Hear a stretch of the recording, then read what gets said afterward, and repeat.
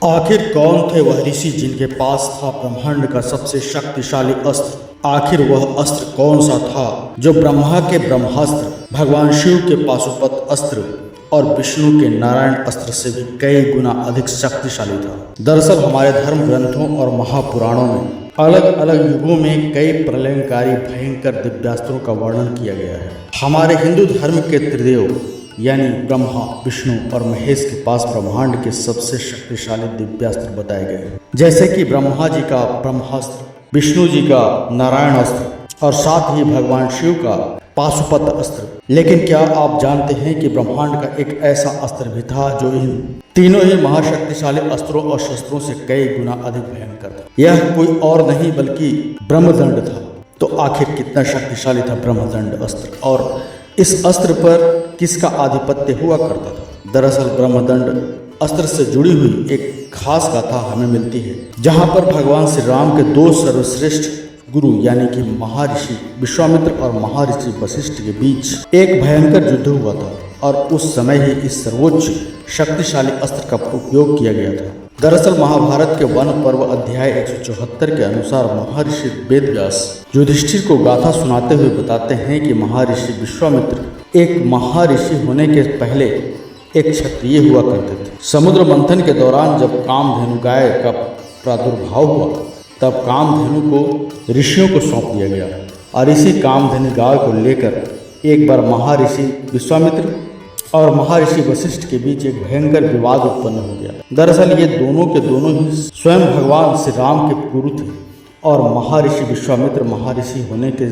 पहले एक क्षत्रिय राजा थे, जबकि महर्षि वशिष्ठ सप्त ऋषियों में से एक थे। कहते हैं कि दोनों ही महर्षि अपनी अपनी शक्तियों को सर्वोच्च दिखाने के लिए अपना चरित्र के वर्णन कर रहे थे। महर्षि विश्वामित्र जी ने महर्षि वशिष्ठ को अहंकारवश कहा, आप तो ब्राह्मण हैं और आप स्वाभाविक रूप से शांत और जीवात्मा हैं। ब्राह्मणों में बल नहीं होता, बल क्षत्रियों का स्वभाव है, इसलिए मैं बलपूर्वक कामधेनु गाय को ले जाऊंगा। विश्वामित्र जी की यह बात सुनकर महर्षि वशिष्ठ ने कहा, अगर आपकी ऐसी इच्छा है तो वैसा ही आप कीजिए, लेकिन यह कार्य मैं आपको पूर्ण रूप से करने नहीं दूंगा। महर्षि वशिष्ठ की इस बात को सुनकर विश्वामित्र जी के क्रोध की सीमा नहीं रही और उन्होंने मुनि श्रेष्ठ वशिष्ठ जी को लक्ष्य करते हुए कई सारे बाणों का संधान कर दिया। बाणों की भयंकर वर्षा होने लगी। पृथ्वी और आकाश हर तरफ से भयंकर बाणों की वर्षा हो रही थी। लेकिन आश्चर्य की बात तो यह थी कि महामुनि वशिष्ठ जी ने विश्वामित्र जी के चलाए हुए सभी घातक और भयंकर बाणों का निवारण केवल एक पीपल की छड़ी से कर दिया था। वशिष्ठ जी के इस कृत्य से क्रोधित होकर विश्वामित्र जी ने रोष पूर्वक उन पर फिर से सभी दिव्य बाणों और दिव्यास्त्रों को बरसाना शुरू कर दिया। कहते हैं विश्वामित्र जी ने ब्रह्म ऋषि वशिष्ठ जी पर अग्नि अस्त्र, वरुण अस्त्र, श्याम अस्त्र, वायव्य अस्त्र का प्रयोग किया, लेकिन सभी दिव्यास्त्र मिलकर भी महर्षि वशिष्ठ को कोई प्रकार की हानि नहीं पहुंचा पाए और नाकामयाब रहे। और तेजस्वी वशिष्ठ जी ने केवल पीपल की छड़ी से इन सभी दिव्यास्त्रों को उल्टा लौटा दिया। कहते हैं उस समय महर्षि विश्वामित्र जी के साथ उनकी सेना और साथ ही उनके कई सारे पुत्र भी वहां पर मौजूद थे। और जब महर्षि विश्वामित्र ने इतने सारे दिव्यास्त्र उन पर छोड़े तो उस पीपल की छड़ी से महर्षि वशिष्ठ ने उन सभी दिव्यास्त्रों को उल्टा लौटा दिया। कहते हैं इसी वजह से उनके 100 पुत्र और उनकी विशाल सेना जलकर भस्म हुई। यह सब देखकर महर्षि विश्वामित्र महर्षि वशिष्ठ की शक्ति से परास्त होकर धरती पर गिर पड़े। एक साधारण से ऋषि से परास्त होने के बाद और अपने पुत्रों की मृत्यु के बाद महर्षि विश्वामित्र जी बेहद दुखी, दोष और ग्लानि से भर गए थे। वो एक क्षत्रिय होने का दावा कर रहे थे और यह सब फीका पड़ने लगा। उन्होंने अपने बचे हुए पुत्रों को ही अपना राज्य सिंहासन और अपना सारा दायित्व सौंप दिया और स्वयं वन में तपस्या करने चले गए। वाल्मीकि रामायण के बाल कांड के सर्ग 53 में भी इस बात का विवरण मिलता है। एक लंबे समय तक हजारों वर्षों की तपस्या करने के बाद जब महादेव गुरु विश्वामित्र जी से प्रसन्न होकर उन्हें दर्शन देने के लिए प्रकट हुए, तब विश्वामित्र जी ने उनसे उपनिषद और वेदों का ज्ञान मांगा। साथ ही ब्रह्मांड में मौजूद सभी दिव्यास्त्र और सभी शस्त्रों का ज्ञान मांगने की भी इच्छा प्रकट की।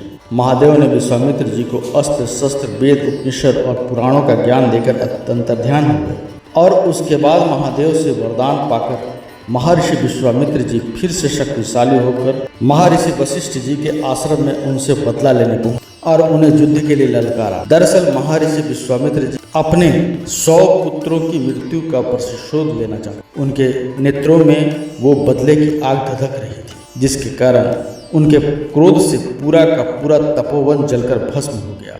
महर्षि विश्वामित्र जी के इस कृत्य से क्रोधित होकर वशिष्ठ जी ने विश्वामित्र जी को सबक सिखाने के लिए ब्रह्मांड का सबसे शक्तिशाली, भयंकर और प्रलयंकारी अस्त्र का प्रयोग किया, जो था ब्रह्मदंड अस्त्र। विश्वामित्र जी को ललकारते हुए महर्षि वशिष्ठ ने कहा, महादेव से अस्त्र शस्त्र प्राप्त करने के बाद तू मेरे सामने खड़ा है, ले मैं तुम्हें युद्ध के लिए तेरे सामने उपस्थित हूँ।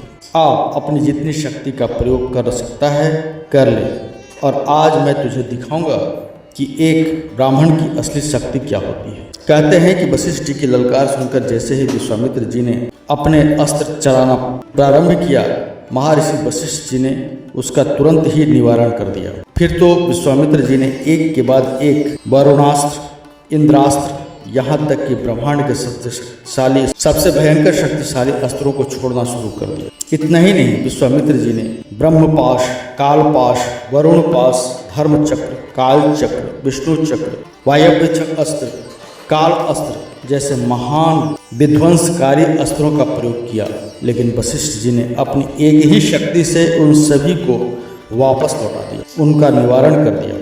इसके बाद महर्षि विश्वामित्र जी ने ब्रह्मांड के 3 सबसे शक्तिशाली अस्त्रों को छोड़ने का निर्णय किया। वो थे ब्रह्मा जी का ब्रह्मास्त्र, विष्णु जी का नारायण अस्त्र और शिव जी का पाशुपत अस्त्र। उन तीनों को ही उन्होंने एक ही बारी में छोड़ा, लेकिन कहते हैं कि इन तीनों ही भयंकर अस्त्रों का निवारण महर्षि वशिष्ठ जी ने अपने ब्रह्मदंड से ही कर दिया। जिस समय महर्षि वशिष्ठ जी ने इन सभी अस्त्रों शस्त्रों का निवारण किया, उस समय उनका रूप अत्यंत भयंकर हो गया और क्रोध की अग्नि से तप रहे थे, जिसे देखकर पूरा ब्रह्मांड कांप गया। तब ऋषि मुनियों और सप्त ऋषियों ने महर्षि वशिष्ठ जी को शांत कराया।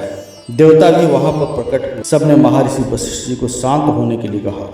महर्षि वशिष्ठ जी की इतनी शक्तिशाली शक्तियों को देखकर विश्वामित्र जी भी हैरान थे और युद्ध को समाप्त करके वो उदासीन हो गए और कहने लगे, क्षत्रियों का बल तो केवल नाम मात्र का है, वास्तविक तेज तो तपस्या से ही आता है। इस घटना के बाद विश्वामित्र जी ने महर्षि वशिष्ठ जी से क्षमा मांगी और खुद भी दोबारा तपस्या करने के लिए चले गए। तो अब आप भी समझ गए होंगे कि ब्रह्मदंड कोई ऐसा वैसा मामूली अस्त्र नहीं था। इस अस्त्र को प्राचीन काल में ऋषि मुनि एक रक्षा कवच के लिए उपयोग किया करते थे। यह ब्रह्मांड के सभी अस्त्रों को निगलने की शक्ति रखता था और समय आने पर आप उसी ब्रह्मदंड अस्त्र से उन निगले हुए अस्त्रों को वापस किसी और पर छोड़ सकते हैं। इसीलिए ब्रह्मदंड अस्त्र को दुनिया का सबसे शक्तिशाली अस्त्र कहा जाता है, जो कि सप्त ऋषियों के पास मौजूद था। आपको यह हमारी जानकारी कैसी लगी कमेंट बॉक्स में हमें अवश्य बताएं।